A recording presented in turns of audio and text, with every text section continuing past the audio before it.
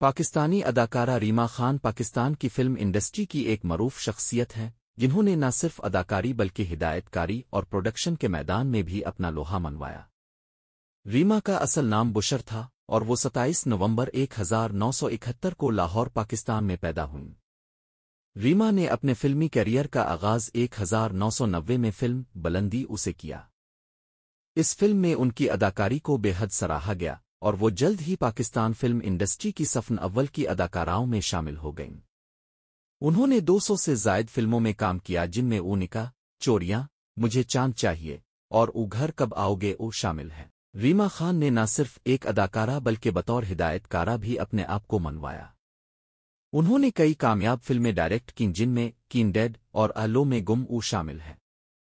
ریما نے 2011 میں ایک امریکی ڈاکٹر طارق شہاب سے شادی کی اور شادی کے بعد امریکہ منتقل ہو گئیں لیکن وہ پاکستان کے ساتھ اپنا تعلق برقرار رکھتی ہے۔ شادی کے بعد بھی وہ مختلف ٹی وی شوز اور تقریبات میں نظر آتی رہیں۔ ریما خان کو ان کی خدمات کے اعتراف میں متعدد ایوارڈز سے نوازا گیا جن میں تمغہ امتیاز بھی شامل ہے۔ وہ اپنی خوبصورتی، باوقار شخصیت اور فلم انڈسٹری میں مثالی کردار کے باعث آج بھی لاکھوں دلوں پر راج کرتی ہے۔